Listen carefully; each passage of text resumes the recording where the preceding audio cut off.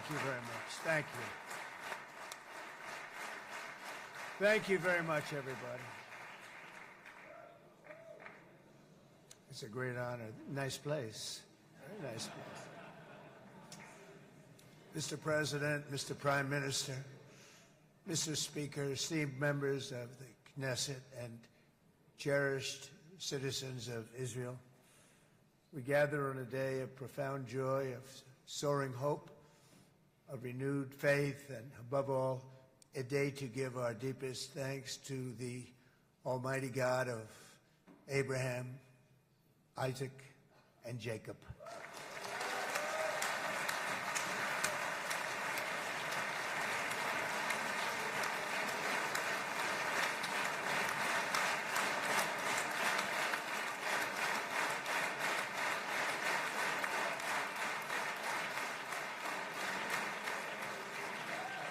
After 2 harrowing years in darkness and captivity, 20 courageous hostages are returning to the glorious embrace of their families, and it is glorious. 28 more precious loved ones are coming home at last to rest in this sacred soil for all of time. And after so many years of unceasing war and endless danger, today the skies are calm, the guns are silent, the sirens are still, and the sun rises on a holy land that is finally at peace, a land and a region that will live, God willing, in peace for all eternity.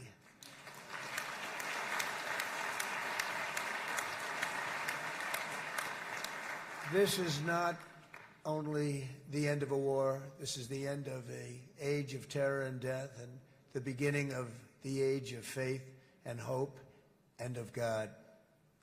It's the start of a grand concord and lasting harmony for Israel and all the nations of what will soon be a truly magnificent region. I believe that so strongly.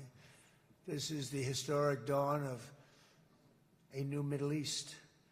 I want to express my gratitude to a man of exceptional courage and patriotism, whose partnership did so much to make this momentous day possible. You know who I'm talking about. There's only one, Prime Minister Benjamin Netanyahu. Bibi, please stand up.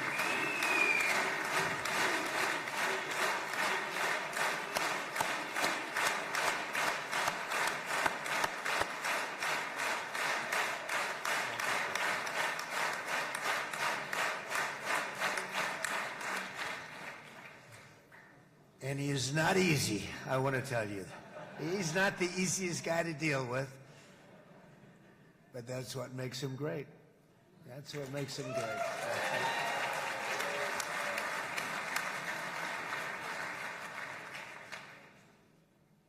Thank you very much, baby.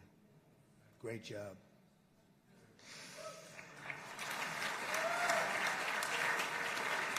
And let me also convey my tremendous appreciation for all of the nations of the Arab and Muslim world that came together to press Hamas to set the hostages free and to send them home. We had a lot of help. We had a lot of help from a lot of people that you wouldn't suspect, and I want to thank them very much for that. It's an incredible triumph for Israel and the world to have all of these nations working together as partners in peace. And it's pretty unusual for you to see that, but it happened in this case. This was a very unusual point in time, a brilliant point in time.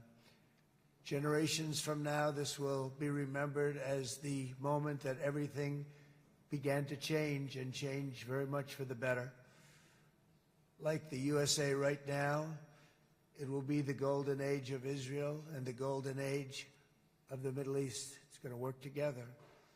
I'd like to thank several great American patriots for their invaluable help in getting something done that almost everyone thought was absolutely impossible. We were wasting our time. So many people said, "You're just wasting your time."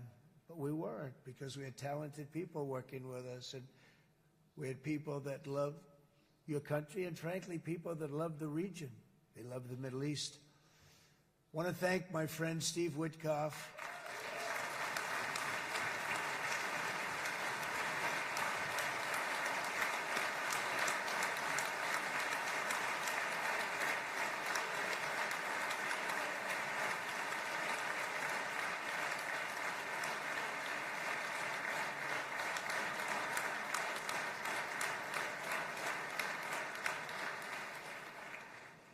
You know, Steve was chosen by me.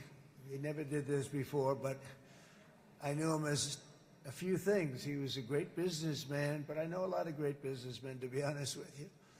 He had tremendous negotiating skills, but I know a lot of people that negotiate pretty well, although it is an art. But there are people that can negotiate pretty well. But most importantly with Steve, he's just a great guy. Everybody loved him. Everybody. I mean, I know some negotiators that are so good, but you wouldn't have had peace in the Middle East. It would be in World War III right now with some of these guys. Everybody loves Steve, and they respect him, and they somehow can relate to him. I've known him for many years, and I've seen it over and over again. להוציא את חבר הכנסת עודה, להוציא אותו מהאולם, להוציא אותו מיד, החוצה, החוצה. Please expel this Knesset member. Please expel this Knesset member. להוציא גם את חבר הכנסת כסיף. להוציא את חבר הכנסת כסיף מהאולם. Expel Knesset member Kasif out of the hall. Please expel him immediately.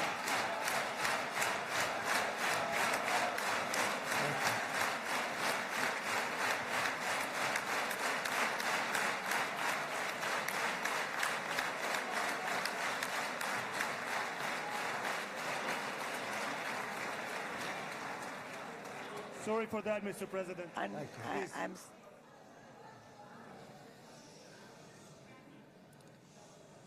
That was very efficient.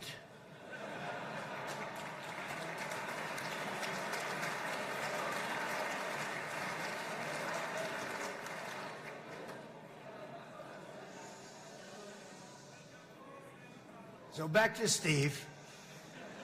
He's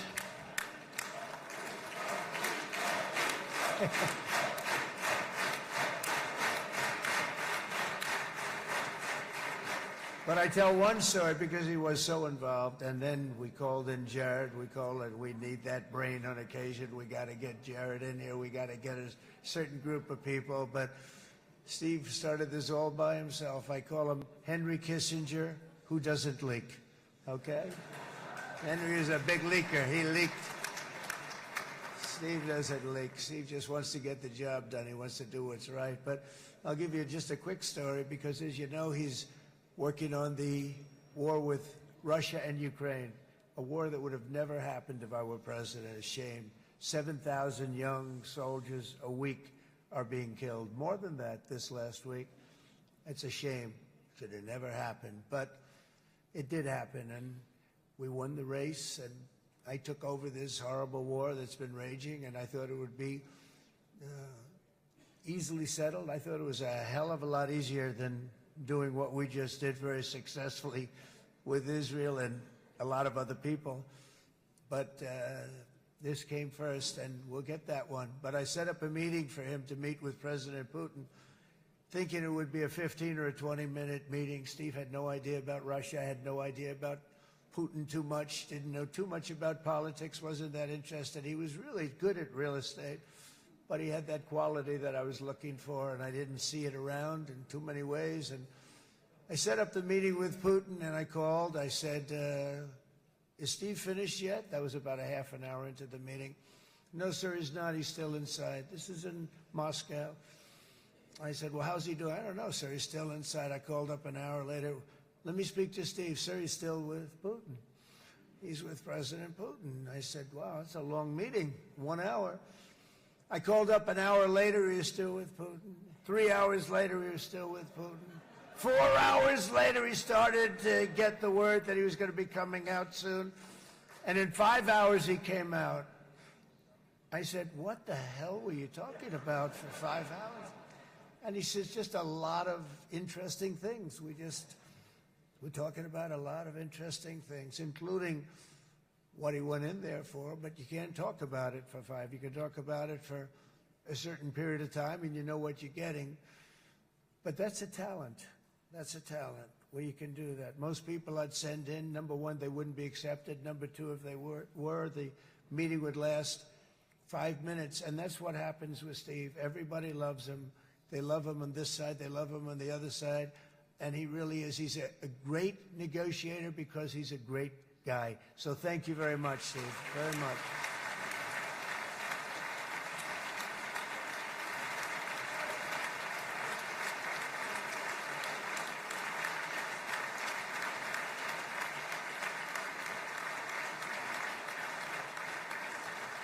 And let me also give a very special thanks to someone who truly loves Israel.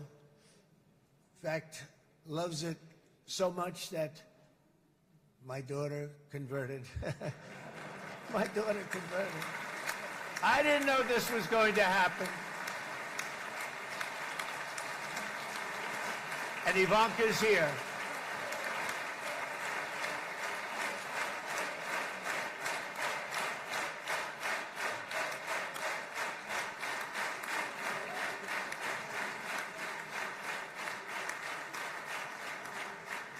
And Bibi, you do know this was not in the cards for me. You understand that. And she is so happy, and they are so happy. At least I think they're happy. If they're not, we have a big story, right? No, they have a great marriage, and they get along great. They're best friends. They have a very special relationship. But Jared has been so helpful. He really did something very special. He established the Abraham Accords with a group of very wonderful people. I like calling it the Avraham Accords because people that, right? Avraham. It's so cool. It's so much sort of nicer, you know, the Abraham versus the Avraham.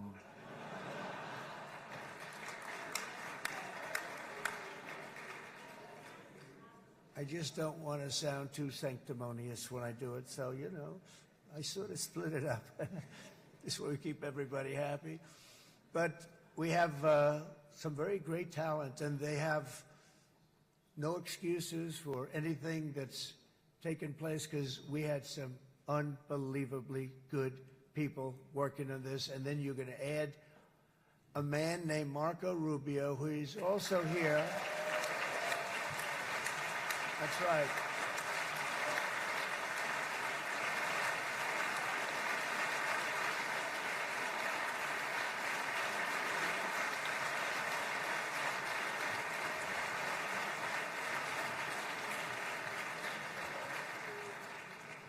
And I have a prediction that Marco will go down, I mean this, as the greatest Secretary of State in the history of the United States. I believe that.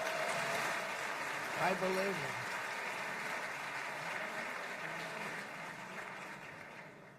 it. And he and I, you know, we really fought it out. You remember, he was tough. He was nasty. Who the hell thought this was going to happen, Marco, right? And now I'm saying he's going to go down as the greatest. He will. He was always smart and sharp, and people respect him. And then we have somebody who's young, but an unbelievable leader. I saw it a long time ago, and he's turned out to be even better than we thought. Right, Susie? I think even better. And that's Pete Hegseth, who is our Secretary of War, formerly Secretary of Defense.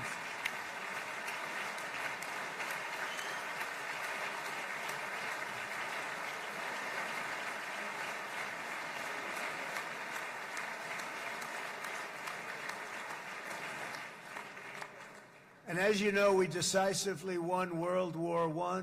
We decisively won World War II decisively. And everything in between and everything before it, we won everything. And then they had the brilliant idea of changing the name from war, you know, it was war, to defense. And with that went a certain thinking. And we fought in a very politically correct way after that. We always had the strongest military, and now we have a stronger military than we've ever had before. Because of my first term, I've totally rebuilt the military, every aspect of it. But we have, if you think, we settled 8 wars in 8 months. I'm now including this one, by the way, if that's okay. They may say, well, that was quick. Because yesterday I was saying 7, but now I can say 8. The hostages are back. The hostages are back.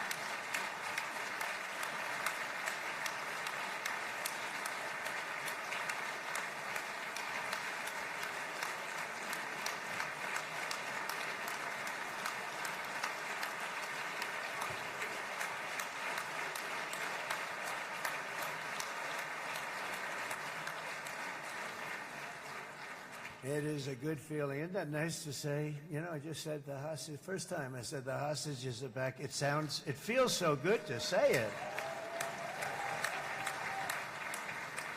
But when you settle 8 wars in 8 months, that means you don't like war. Everyone thought I was going to be brutal. In fact, I remember Hillary Clinton during a debate, she said, look at him, he's going to go to war with everybody.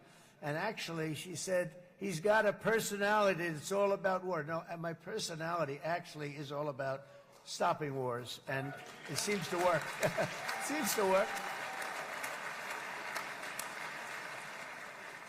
But it also means this name change in our attitude that we're not going to go into a war, but if we do, we're going to win that war like nobody has ever won a war before. We will not be politically correct. But we're not going to be there. And I think, you know, as you mentioned, Bibi, before, peace through strength. And that's what it's all about.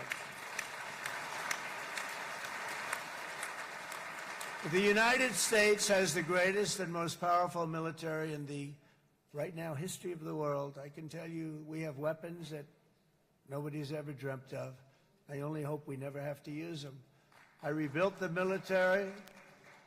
I was proud to do it. But some of the things I hated to do, I hated certain of the weapons because the level of power is so enormous, it's so dangerous, so bad. But we have to do what we have to do. We make the best weapons in the world, and we've got a lot of them. And we've given a lot to Israel, frankly. And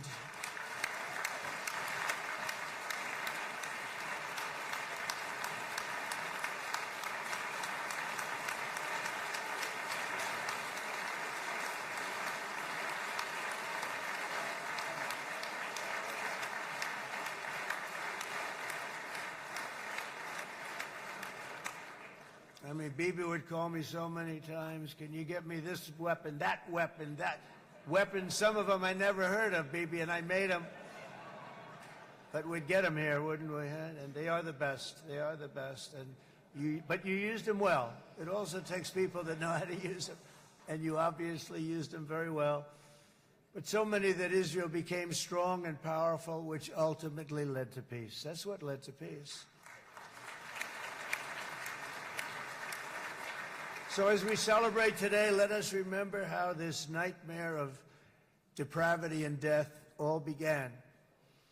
2 years ago, on the eve of the Simchat Torah holiday, thousands of innocent Israeli civilians were attacked by terrorists, and one of the most evil and heinous desecrations of innocent life the world has ever seen, the worst slaughter of Jews since the Holocaust. The cruelty of October 7th struck to the core of humanity itself. Nobody could believe what they were witnessing. The United States of America grieved alongside you, and we mourned for our own citizens who were so viciously taken that day. And to all the families whose lives were forever changed by the atrocities of that day, and all of the people of Israel, please know that America joins you in those 2 everlasting vows: never forget and never again.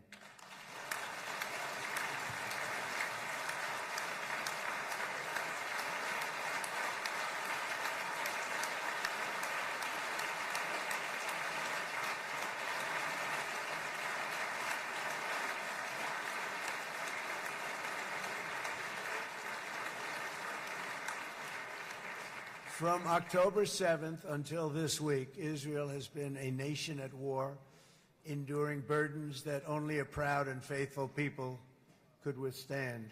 It was a very tough period of time.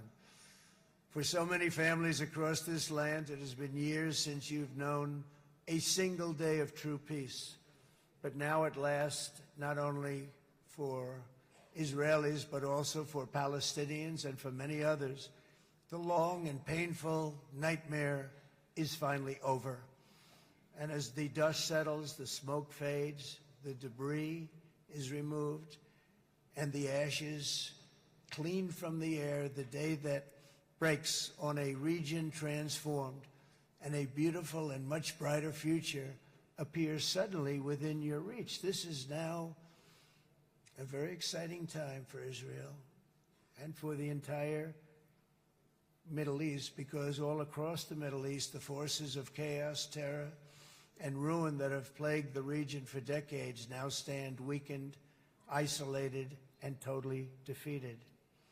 A new coalition of proud and responsible nations is emerging, and because of us, the enemies of all civilization are in retreat. Thanks to the bravery and incredible skill of the Israeli Defense Forces and Operation Rising Lion,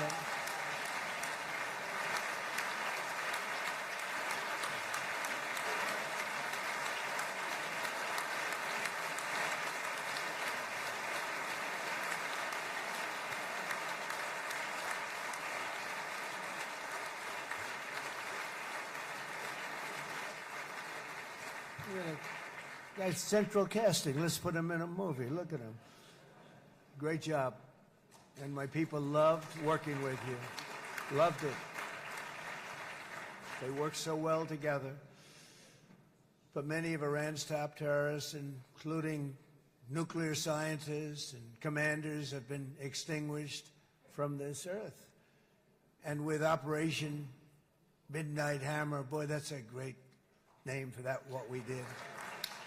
Last June, the United States military flew 7 of those beautiful B-2 bombers. They look so beautiful all of a sudden. They were always, I thought they were pretty planes. I had no idea they could do what they did. In fact, we just ordered 28 more of them. A little updated version. We ordered a whole pile of them. And almost 100 other planes went with them, including fighter jets. And we had 52 tankers, big, beautiful, brand new tankers that were loading them up 4 or 5 times. They've traveled 37 hours back and forth. Think of that. But we had tankers all over the sky for all the other planes. We had the F-22s, the F-35s, F-16s. We had a hell of a lot of planes.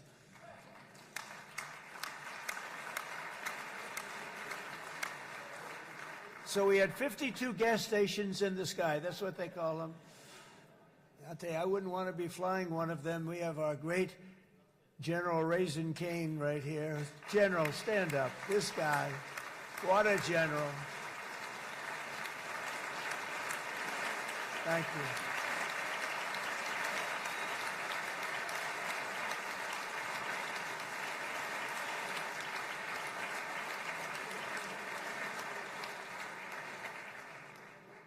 I asked General Cain, I said, you know, we're having problems with ISIS, and I was in Washington, and I asked, how long would it take to defeat ISIS? And my Washington generals told me, 3, 4, maybe 5 years, sir. I said, I don't get it. We've got the best equipment in the world. Why? So I flew to Iraq, and I met with a man named Cain. He said, what's your first name? He said, they call me Raisin, sir.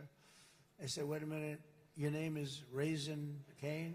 I've been looking for you for a long time. You gotta be kidding. So they told me 3, 4, 5 years to defeat ISIS. And I sit down with him and I say, why is it? I flew there in the dark of night. I landed, I'll never forget it. It's quite a trip. I'm glad I made it because I met him. I said, could I ask you, General? I come down. He's standing with another general and a sergeant. Everybody was like central casting. They could go into a movie right now. Between him and you guys over here, we could get rich making movies, okay? And they got along so great. That's the beautiful thing, that your military and our military, Bibi, got along so great. But I was told by the television generals in Washington, we have the best equipment in the world. Why is it taking so long? And they said, 4 years. I said, so let me ask you, Raisin, how long would it take you to defeat ISIS? Sir, we can do it in 3 weeks, but you'll probably have some time left over. I said, you got to be kidding. What the hell are you talking about? They said 4 years. I said, well, sir, look, it's not my place to say, but you're asking me the question. What you have to do is you hit him from the west, you hit him from the north, you hit him from the south, you hit him above, you hit him below. I said, so why didn't they do it? And he didn't want to speak badly of his superiors, which is hard to believe they were his superiors. It should have been the other way around a long time ago, because he's the one that did Operation Hammer. It was flawless. It was flawless. It was absolutely flawless. And I said, so you really think you can do it in 4 weeks? Yes, sir, 100%. You have to do it differently than they were doing it. They were using one base, and it was hundreds of miles away. And he says, we have all these portable bases all over the Middle East. And they didn't want to use them because they didn't want to offend the country where the portable... They wouldn't have even known what the hell the planes were going up, right? They wouldn't have known. But he said, no, they didn't want to defend anybody, offend anybody. And but we can do it in 4 weeks. I said, you sure about that? I'm going to call you back. I'll call you back on Monday. I'm going back to Washington. But you think 4 weeks? Yes, sir, I think we can do it in 4 weeks. We'll have time left over. So I call him on Monday. I say, you think you can do it? 4 weeks. I said, go ahead and do it. He did it. I'll tell you, he did it in 4 weeks, less than 4 weeks. So, General, stand up, please. Again, this is the real general. This is not a television general. He doesn't want to go on television.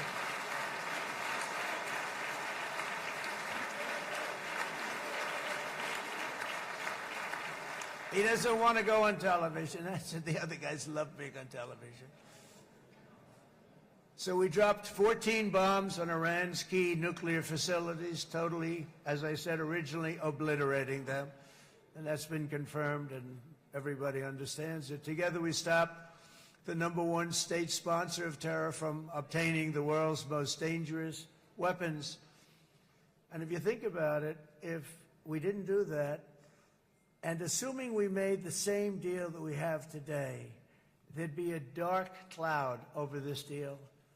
And #1, it wouldn't happen because the other Arab and Muslim nations really wouldn't feel comfortable making the deal that we have now, right? If Iran had that nuclear weapon that they were about 2 months away from having. They would have had it in 2 months or maybe less than that. They were right at, this was our last shot. They looked at it for 22 years. This was our last shot. The pilots told me that. They said, 22 years, sir. They looked at it. Our predecessors looked, they studied it. 3 times a year would do drills on that exact attack.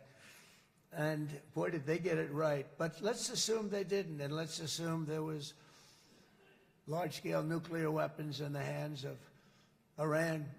We couldn't be here today. Even if we signed the deal, which we couldn't do because a lot of people would not want to have anything to do with it, we took a big cloud off of the Middle East and off of Israel.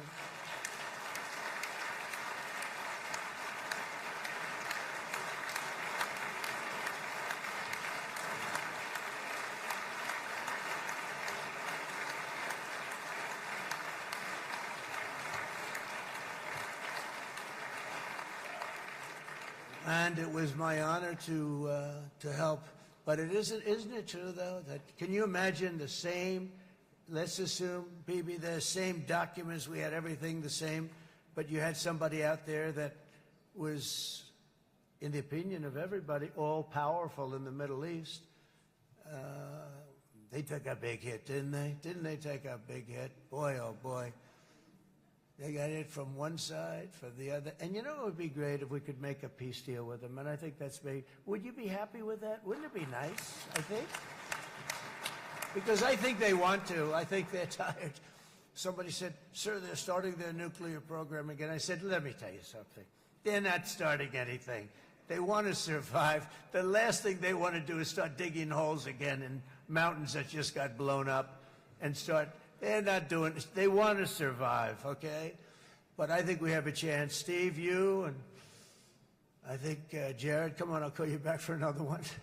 We always bring Jared when we want to get that deal closed. We bring Jared, but Steve, you and Jared and the General and Pete and Marco, you'll get that deal done easy. I think that'll be easy. But first we have to get Russia done. We got to get that one done.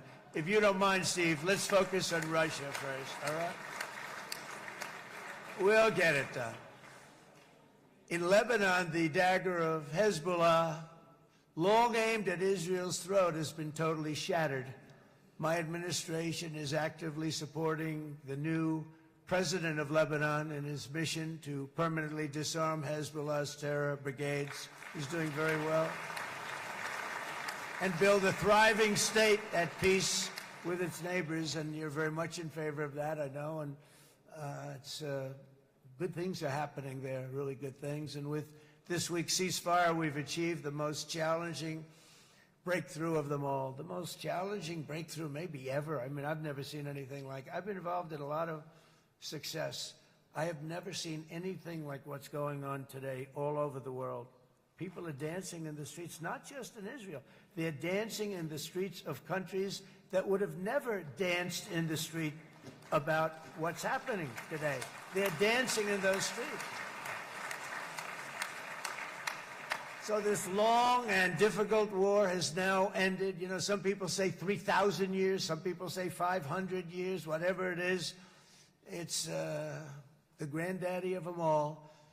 And in an unprecedented achievement, virtually the entire region has endorsed the plan that Gaza will be immediately demilitarized, that Hamas will be disarmed, and Israel's security will no longer be threatened in any way, shape, or form.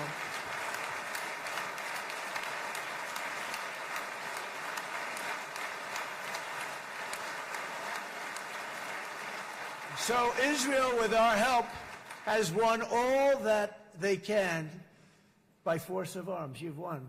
I mean, you've won. Now it's time to translate these victories against terrorists on the battlefield into the ultimate prize of peace and prosperity for the entire Middle East. It's about time you were able to enjoy the fruits of your labor. Mr. Opposition Leader. I said he's a very nice opposition leader. I think, no, he's a nice man. Bibi, he's a nice man.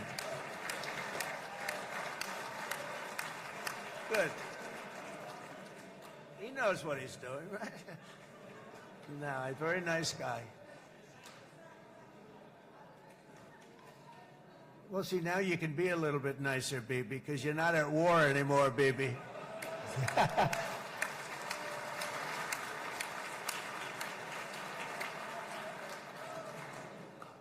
But only by embracing the opportunities of this moment can we achieve our goal of ensuring that the horrors of recent years will never happen again. You don't want to have to go through this again. 8 years ago, I came to this region on a very special first trip abroad as the President of the United States. I came here very early at your request. I addressed the leaders of the Arab and Muslim world gathered in Saudi Arabia and said that it was time to build a future free of the grip of extremism and terror. And interestingly, right now, as soon as I'm finished, I'm quite late. You've kept me quite late between opposition leaders and Bibi's brilliant but very long speech. I thought I was going to run up here, make a speech, and then head to Egypt. It didn't work out, though. And you made a pretty long one, too, sir.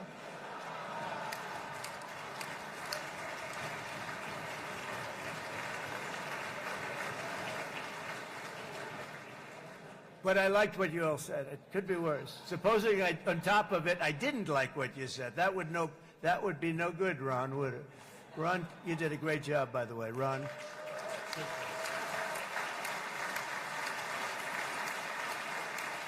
Yeah.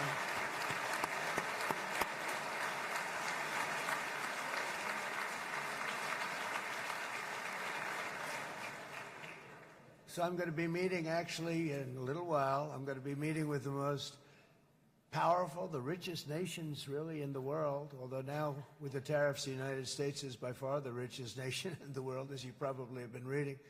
But the richest nations, most powerful nations tremendous, headed by some tremendous people in many cases. Some cases I wouldn't say necessarily I would endorse, but I will tell you some incredible people that really helped us make this all possible. So I'll be going there. I'll be quite late. They might not be there by the time I get there, but we're going to give it a shot. But the journey we started back then led to the crushing defeat of the ISIS caliphate, to the monumental Abraham Accords, and ultimately to the historic ceasefire this week, in which many of those same nations really played a very pivotal role, I have to tell you. Steve will tell you that. Jared will tell you that. Together we've shown that peace is not just a hope that we can dream about. It's a reality we can build upon day by day, person by person, and nation by nation. And because of that, the Middle East is finally ready to embrace its extraordinary potential. You have extraordinary potential in this region. It should now be clear to everyone throughout the region that decades of fomenting terrorism and extremism, jihadism and anti-Semitism have not worked. They haven't worked. They've been a disaster. They've just killed. They've killed. They've backfired completely and totally. They've just totally backfired. Everything that you thought, take it worst case, it's turned out to be worse than that. They have not worked. From Gaza to Iran, those bitter hatreds have delivered nothing but misery, suffering, failure, and death. They've served not to weaken Israel, but to annihilate the very forces that did the most to foment this hatred. And it's really, I mean, everybody that's tried it has become irrelevant. Meanwhile, we've seen those nations that set aside their differences, reached across ancient divides, and pursued engagement are now among the most successful in the region. They're getting along with Israel, and they're doing great. And I can tell you the 4 nations that joined the Abraham Accords early on, and you'd all be doing me a favor, and I'm going to be saying this in a little while to some other friends, would love you all to, is this right, Jared? Join up in the Abraham Accords. We have to join up and get together. You can have that whole thing filled out. We had a very weak administration, worst president in the history of our country by far. And Barack Obama was not far behind, by the way.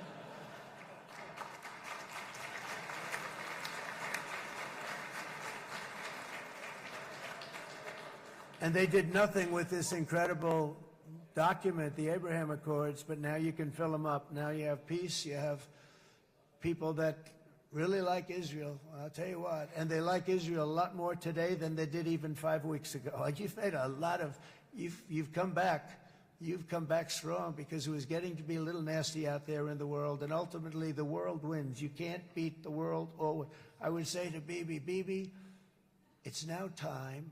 And he understood it better than anybody, because ultimately, you know, the world's a very big place. And I've said a lot.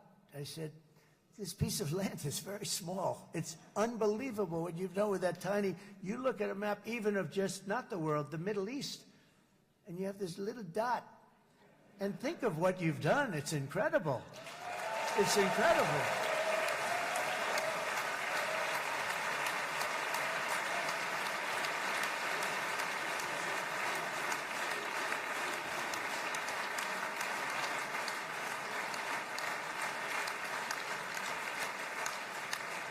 But the world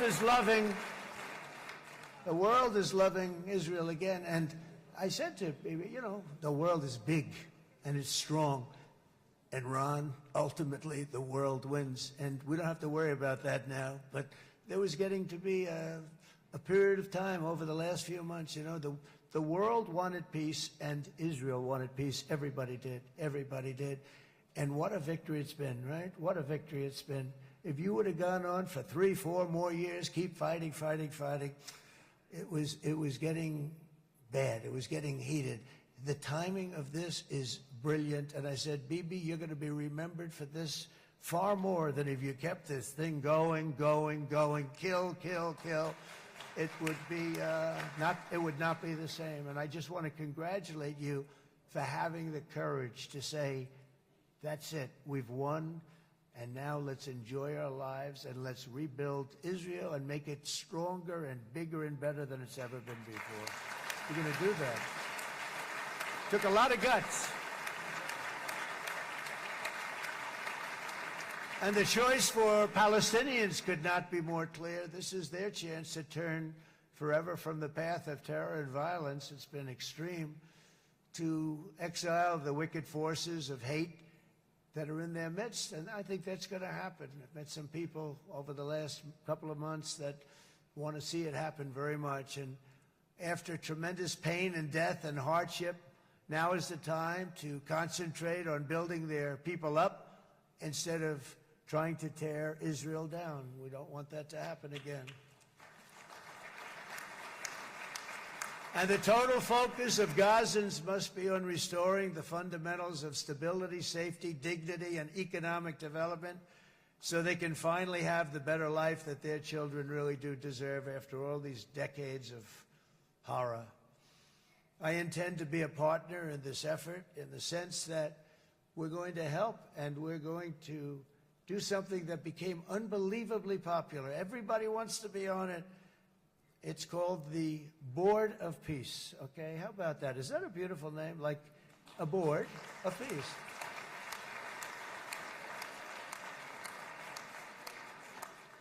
The only bad thing from my standpoint, every single nation involved has asked me to be the chair, and I'll tell you, I'm very busy.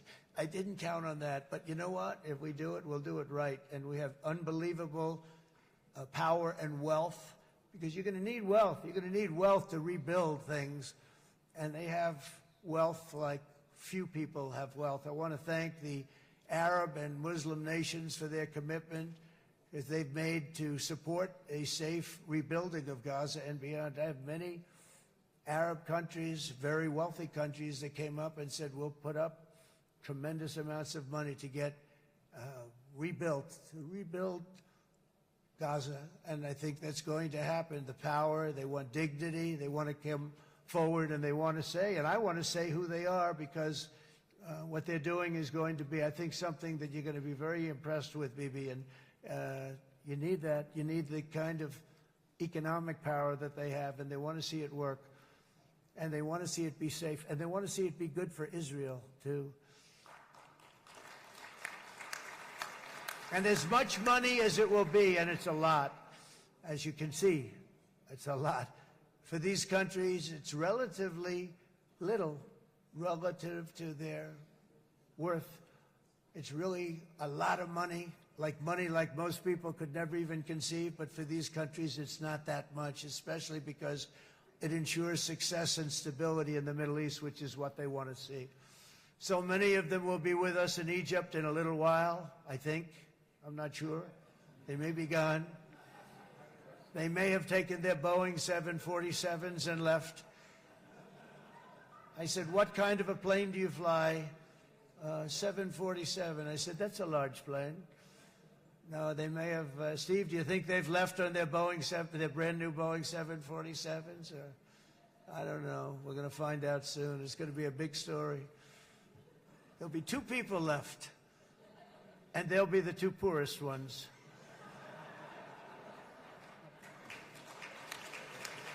But it will be the wealthiest and most powerful group of nations. So the group that we have assembled, that's waiting for us, is the wealthiest and most powerful group ever assembled at one time. There has never been a group like this. And they're only looking for good. They want good. They're going to do good. And as those commitments are made, I'm going to let the world know who's doing it, because they really deserve to get the credit. And some of them probably won't want the credit, but they deserve it. It's more obvious than ever that the productive and responsible nations of this region should not be enemies or adversaries. You should be partners and eventually even friends, and that's what's going to happen. I know it. Together you can stand against the forces of chaos. Yeah, you go ahead. That's an important point.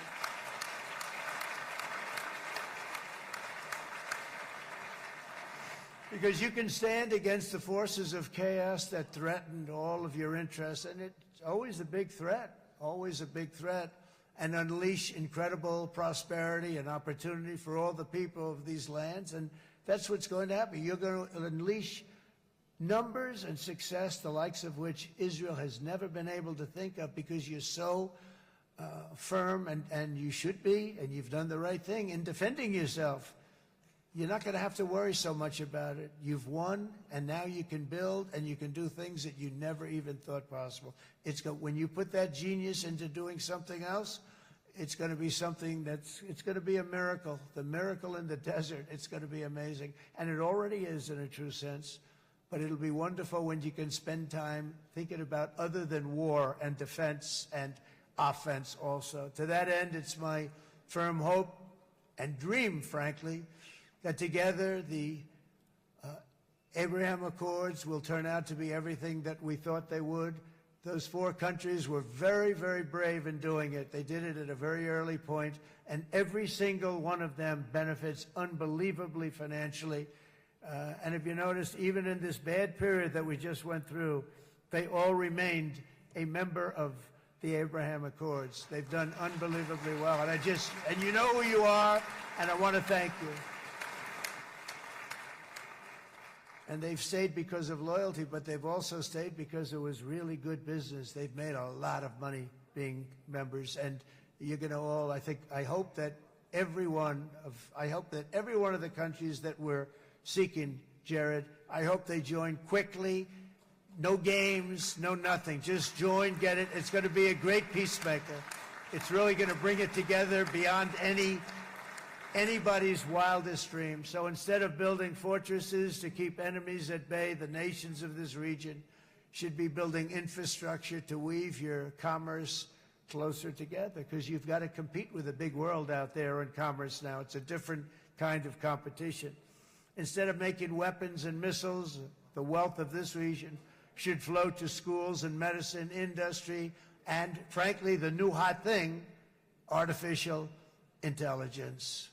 It's a lot of intelligence you're going to have to be throwing off to pay back these sums of money that they're doing. But that's really the hot one.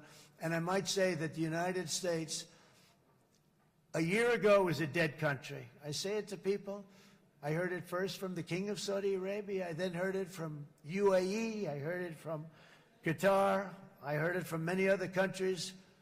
A year ago, the United States of America was a dead country. Now it's the hottest country anywhere in the world. It is the hottest. There's no question about it.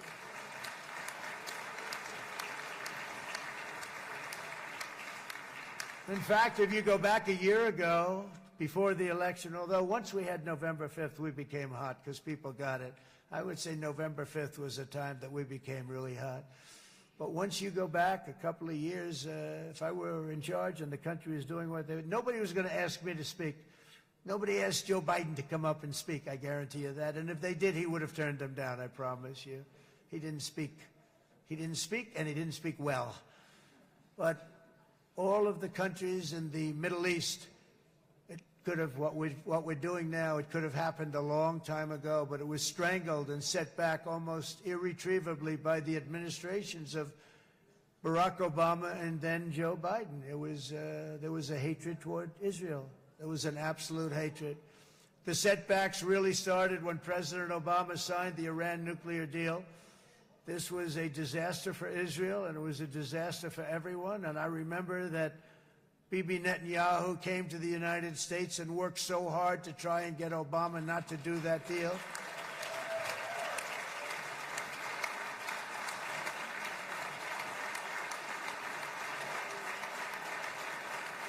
He worked so hard. But it was like talking to a wall. I remember him telling me it was like talking to a wall. They wanted to go with Iran. They chose Iran, frankly, over a lot of other good nations, but specifically Israel.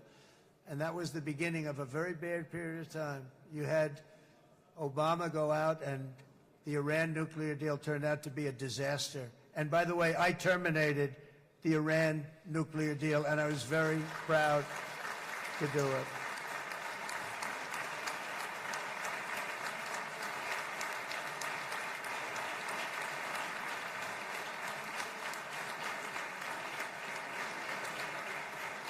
Yet even to Iran, whose regime has inflicted so much death on the Middle East, the hand of friendship and cooperation is open. I'm telling you, they want to make a deal. That's all I do in my life. I make deals. I'm good at it. I've always been good at it. And I know when they want. Even if they said, we don't want to make a deal, I can tell you they want to make a deal. All right, they do. They want to make a deal, and we're going to see if we can do something, because this is crazy what's happening, and we're not going to have this anymore. Neither the United States nor Israel bear the people of Iran any hostility. We merely want to live in peace. We don't want any looming threats over our heads, and we don't want to even think in terms of nuclear destruction. It's not going to happen, never will happen. There's nothing that would do more good for this part of the world than for Iran's leaders to renounce terror, stop threatening their neighbors, quit funding their militant proxies, and finally recognize Israel's right to existence. They have to do that. They have to do that. And to Iran, and as you know, this is not said out of weakness. There's no weakness. But I'm going to say this, that we are ready when you are, and it will be the best decision that Iran has ever made. And it's going to happen. It's going to happen. And they're good people. I know a lot of Iranians in the United States. They're good people, smart, hardworking people. They don't want to see what's happened to their country.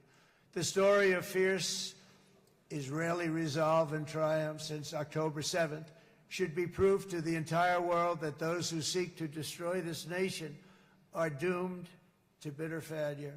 The state of Israel is strong, and it will live and thrive forever.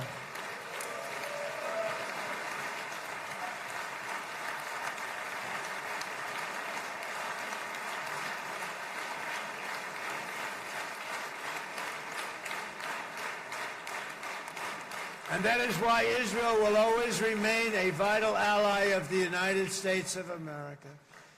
Israelis share our values, field one of the world's most powerful militaries. You really do. You have an amazing, what a job you've done. And have one of the most innovative economies on earth. Those are just a few of the reasons why I'm proud to be the best friend that Israel has ever had. And they all say it in the White House. They all say it. I guess it's true because everybody says it, Bibi. You said it today. Thank you. But as president, I terminated the disastrous Iran nuclear deal, and ultimately I terminated Iran's nuclear program with things called B-2 bombers. It was swift, and it was accurate, and it was a military beauty. I authorized the spending of billions of dollars, which went to Israel's defense, as you know. And after years of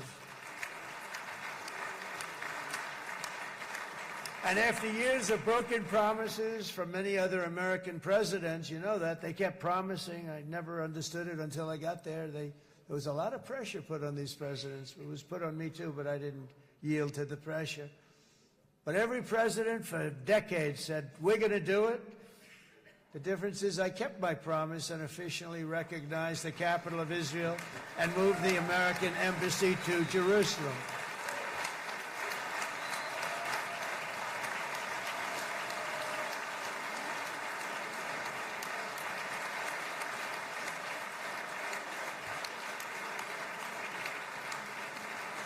Isn't that right, Miriam?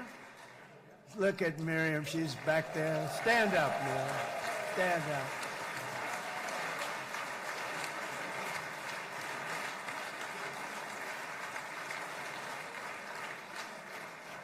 Miriam and Sheldon would come into the office. They'd call me.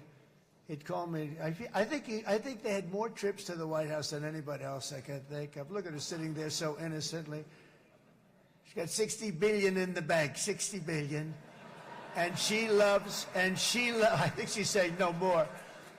And she loves Israel, but she loves it, and they would come in, and her husband was a very aggressive man, but I loved him. He was a very aggressive, very supportive of me. And he'd call up, can I come over and see you? I say, Sheldon, I'm the president of the United States. It doesn't work that way. He'd come in.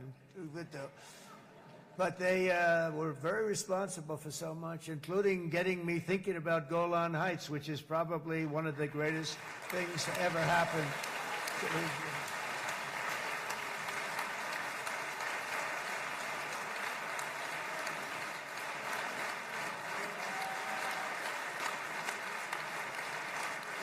Miriam, stand up, please. She really is. I mean, she loves this country.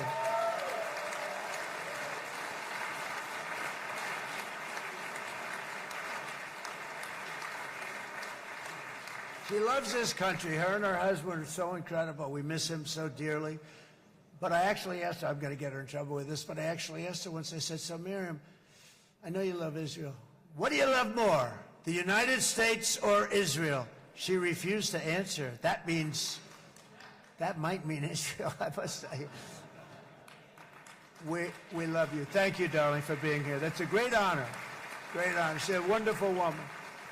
She is a great woman. I've always stood for the people of this community, and I always will. I'll always be with you. I'm always going to be with you. I guess maybe something could happen to change my mind. Somebody that's really stupid gets into office and wants to do really bad things, but that's about it. And we don't think we're going to have that happen. I hope we're not going to have that happen. And this man is a good man right here. These two men are good men right here.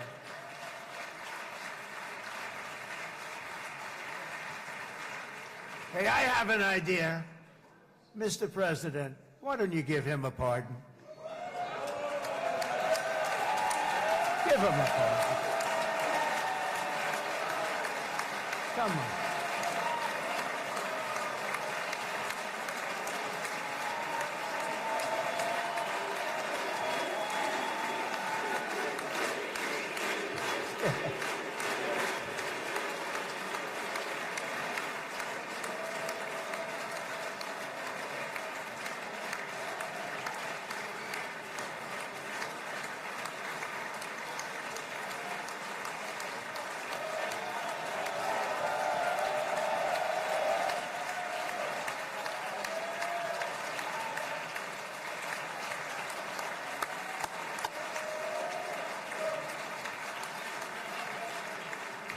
By the way, that was not in the speech, as you probably know. But I happen to like this gentleman right over here, and it just seems to make so much sense. You know, whether we like it or not, this has been one of the greatest wartime presidents. This has been one of the greatest wartime presidents. And cigars and champagne, who the hell cares about that?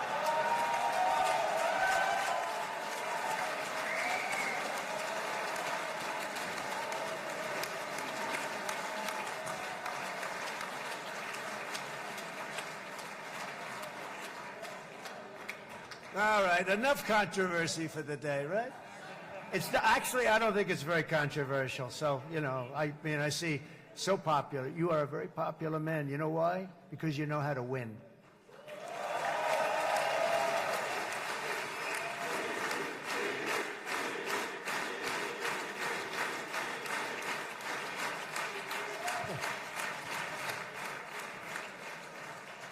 Over the past 2 years, I've met many of the families of the Israelis taken hostage and those that were taken hostage. Unbelievable. I've looked into their eyes. I've seen the worst nightmares of their suffering, but I've also seen something else, the beautiful love of the people, the love of people, frankly, that hold things together, the love that gives you the courage to carry on through thousands of years of persecution and repression and to emerge with the heart of David. It's the heart of David. It's that love that's defeated the enemies of civilization, built this incredible country and this unbelievable economy, and forged one of the great democracies of the world. That is why it's a true honor to stand here today and address this assembly in your ancient and eternal now capital, Jerusalem. I'm proud to have helped in that regard. This city and this nation stand as living proof that a much brighter future for this entire region is truly within our grasp. For thousands of years, Jerusalem has been a home to Christians, Jews, Muslims, and people of all ethnicities and creeds. This is the holy center of the world's three great Abrahamic faiths, I like that too. Adorned, it's the first time I've seen that word in a while. Adorned with their sacred sites and alive with their pilgrims and visitors from every corner of the globe. But here between the Western Wall, the Temple Mount, and the hill called Calvary, people of every faith and background live, work, pray, serve, and raise their families side by side, and they do it with love. This example is just one of the modern miracles that Israel has given to the world. And just in closing, the leaders in this chamber know better than anyone else the challenges of this harmony, and it's been easily won. No, it hasn't. It has not been. It's been so tough, but it has been, some say, a miracle. What you've done is a miracle. Look at your size. Look at your chances when it all started. And you know, if you think about it, you are safer today, stronger today, and more respected today than at any time in the history of Israel. Think of it. People used to say it wouldn't exist. They don't say that anymore, do they? Yet if safety, security, and coexistence can thrive here in the winding alleys and ancient paths of Jerusalem, then surely peace and respect can flourish among the nations of the broader Middle East. The God who once dwelled among his people in this city still calls us, in the words of Scripture, the turn from evil and do good, to seek peace and pursue it. So he still whispers truth into the hills and knolls and valleys of his magnificent creation, and he still writes hope into the hearts of his children all over the world. And that is why even after 3,000 years of pain and conflict, the people of Israel have never given up from the threats of Zionism, from all sorts of threats. You want the promise of Zion. You want the promise of success and hope and love and God. And the people of America have never lost faith in the promise of a great and blessed future for all of us. From the very first day that modern Israel was founded, we have stood together through thick and thin of setbacks, and through victory and defeat, through glory and heartache. We have built industries together. We have made discoveries together. We have confronted evil together, and we have waged war together, and perhaps most beautifully of all, we have made peace together. And this week, against all odds, we have done the impossible and brought our hostages home.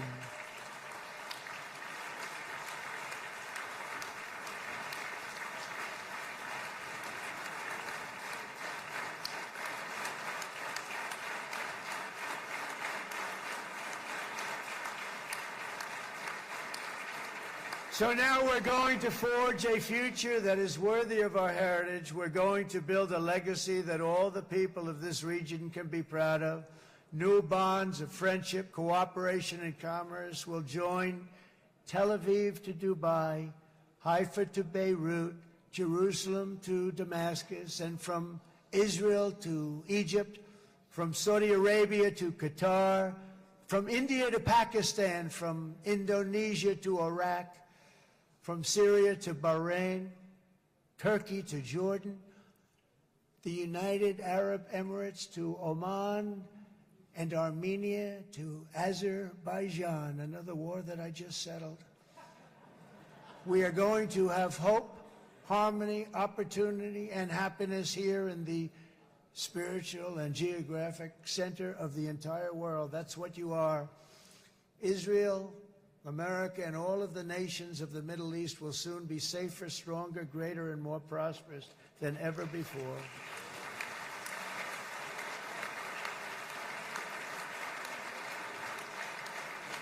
And I want to thank you all once again for this exceptional honor. This has been truly an honor. It's seldom that a president is invited to do this.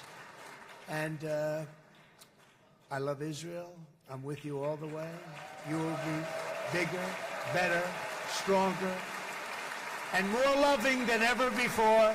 Thank you very much. God bless you. God bless the United States of America, and God bless the Middle East. Thank you, everybody. Good luck. Thank you very much. Thank you.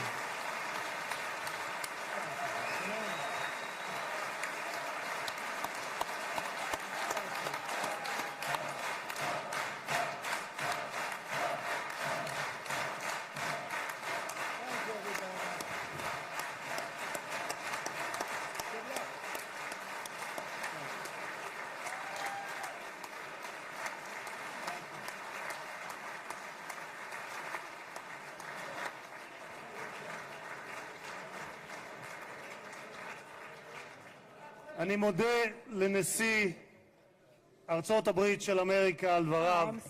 חברות וחברי הכנסת, תם סדר היום. הישיבה הבאה תתקיים ביום שני, כ"ח בתשרי התשפ"ו, 20 באוקטובר 2025 בשעה 16:00. חג שמח ובשורות טובות. ישיבה זו נעולה. כבוד הנשיאים וכבוד יושב ראש הכנסת.